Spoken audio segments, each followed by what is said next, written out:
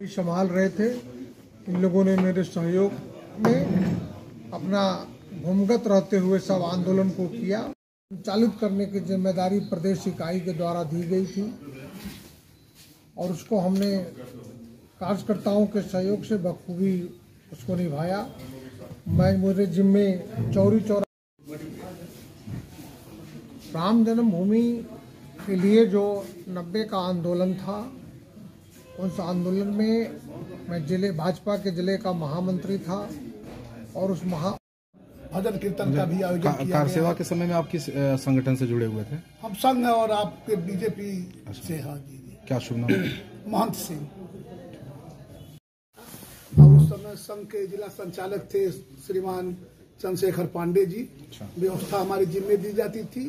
मैं उस समय आर्थिक मदद जहाँ जो जरूरत लगती थी, जो हमारी हैसियत थी, मैं पांडे जी के माध्यम से भेजता था।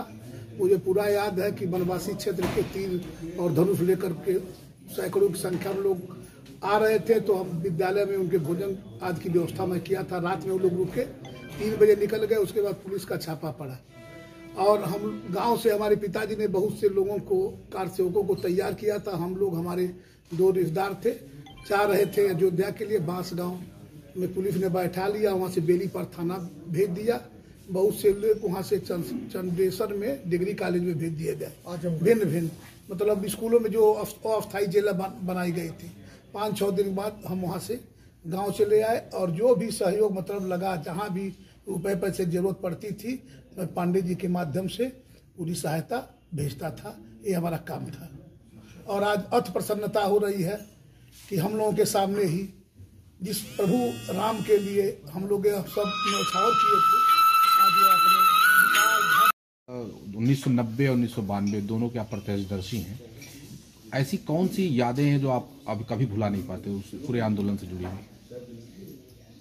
5 दिसंबर 6 को जो अयोध्या में हुआ था राम कथा कुंज पर, वहाँ हम लोग लघु भारत का दर्शन कर रहे थे।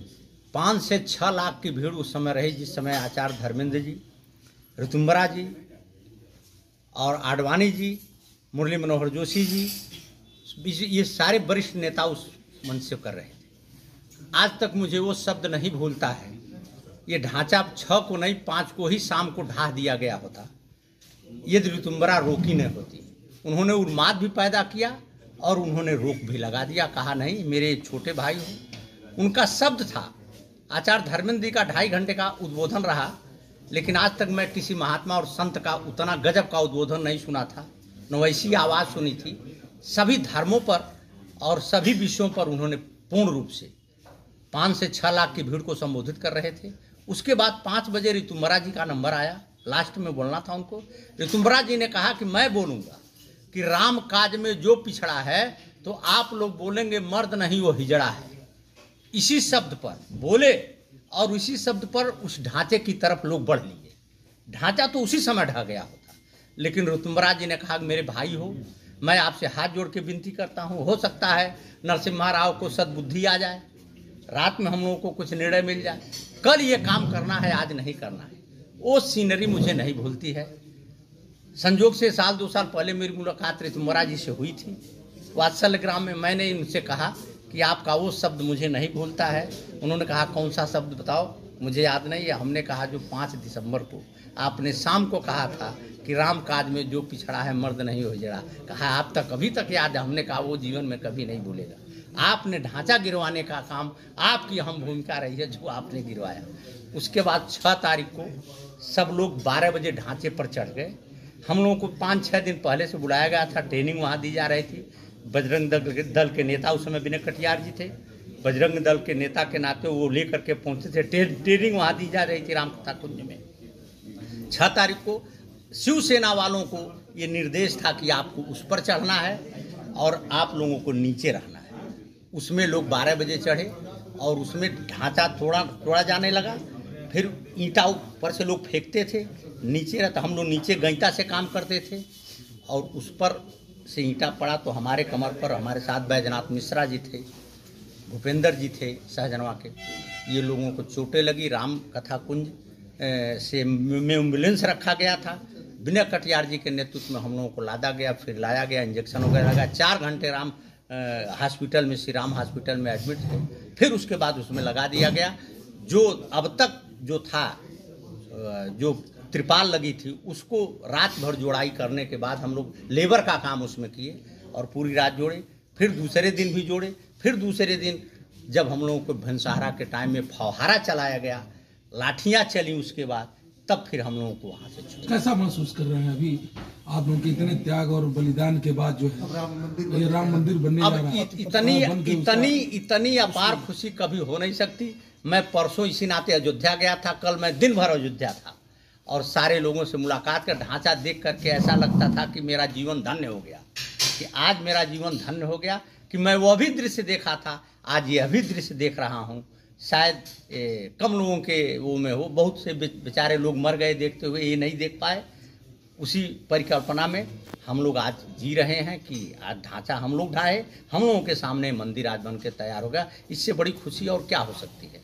उसके लिए जेल भी काटे, उसके लिए सब कुछ हुआ और आज तक राम में आस्था अपने आप को जोड़ते हुए, यदि राम नहीं है तो भारत में कुछ भी नहीं है। इस नाते हम लोग अपने आप को बहुत धन्य समझ रहे हैं। राम मंदिर 22 तारीख को हम लोगों के जिम्मे जो काम है, 22 तारीख को हम लोगों को अयोध्या नहीं बुलाया गया है।